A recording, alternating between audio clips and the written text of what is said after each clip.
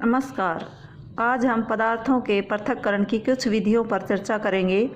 चालन। कभी कभी हमें आटे से व्यंजन बनाने की इच्छा होती है तो हमें उपस्थित चोकर तथा अन्य अशुद्धियों को पृथक करने की आवश्यकता होती है।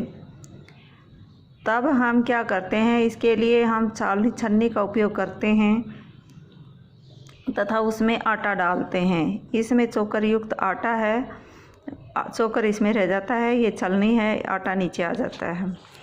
आटे के छोटे कण छालनी के छोटे छिद्रों द्वारा निकल जाते हैं, जबकि बड़ी अशुद्धियाँ छालनी में रह जाती हैं। प्राय आटे की मील में गेहूं को पीसने से पहले पत्थरों भूसे जैसी अशुद्धियों को हटाया जाता है। साधारणतः गेहूं की बोरी को एक तिरछी चालनी पर डाला जाता है। चालन द्वारा पत्थर, डंडियाँ, भूसा जो निष्पावन थ्रेसिंग के बाद गेहूं में रह जाते हैं को दूर किया जाता है। यानी गेहूं में से, अनाज में से अशुद्धियाँ हटाना, जैसे पत्थर, डंडियाँ, भूसों को ये आटे वाली चक्की के अंदर थ्रेसिंग और निष्पावन विधि द्वारा दूर किया जाता है।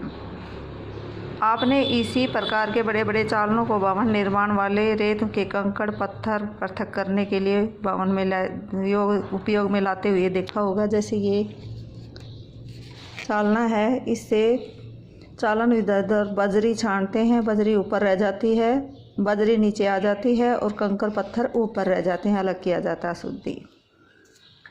अब ये 3 विधियां हैं: अवसादन, निस्तारण, निस्यंदन। कभी कभी मिश्रण के अवयवों को निष्पावन यानी बरसाना अथवा हस्तचयन द्वारा पृथक करना संभव नहीं होता। उदाहरण के लिए चावल दाल में धूल, मिट्टी तथा जैसे हल्के कण होते हैं। चावल तथा दालों को पकाने से पहले इस प्रकार की अशुद्धियों को किस प्रकार पृथक करते हैं? प्राय पकाने से पहले चावल या दालों को जल से धोया जाता है। जब आप चावल या दाल में जल डालते हैं तो चिपकी हुई अशुद्धियाँ जैसे मिट्टी, धूल के कण पृथक हो जाते हैं। ये अशुद्धियाँ जल में चली जाती हैं, इससे थोड़ा मटियाला हो जाता है। अब सोचिए कि बर्तन की तले में कौन डूबेगा, चावल या धूल?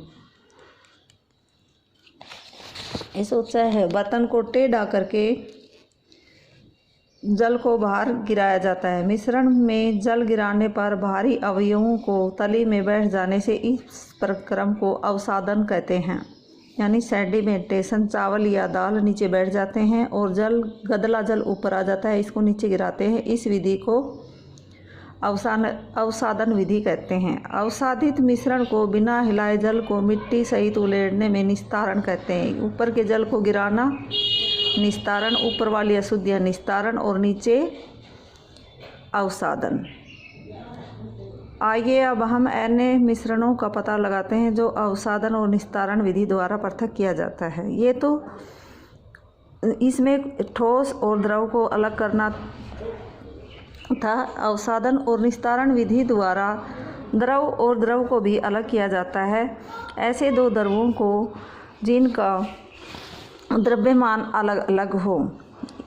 यही सिद्धांत ऐसे द्रवों को मिश्रण को पृथक करने में भी उपयोग में लाया जाता है जो आपस में मिश्रित नहीं होते। उदाहरण के लिए तेल तथा जल को उनके मिश्रण से इसी द्वारा पृथक किया जाता है।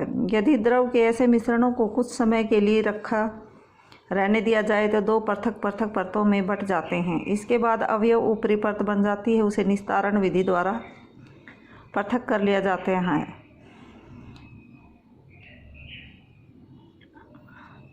आइए फिर से ठोस तथा द्रव के किसी मिश्रण पर विचार करें। चाय तैयार करने के बाद आप चाय की पत्तियां पृथक करने के लिए क्या करते हैं? निस्तारण की विधि अपनाइए। इसके द्वारा कुछ सहायता मिलती है, परंतु क्या आपको चाय में कुछ पत्तियां अभी भी मिलती है? चाय को एक छन्नी में डाल दिए, क्या सारी पत्तियां छन्नी में रह जाएंगी? इस प्रक्रम को निस्यंदन कहते हैं। चाय की पत्तियां पृथक करने के लिए निस्तारण और निस्यंदन में से कौन सी विधि अच्छी है?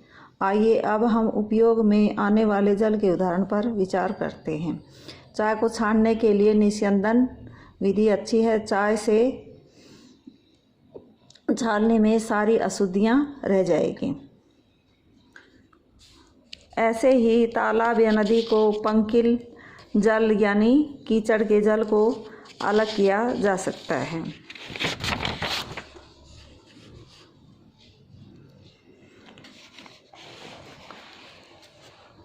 तेल और जल के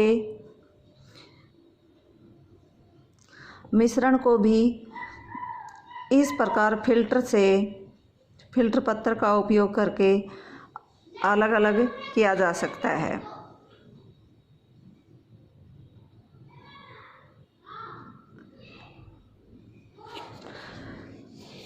अब नमक तथा जल को किस विधि द्वारा अलग किया जाता है?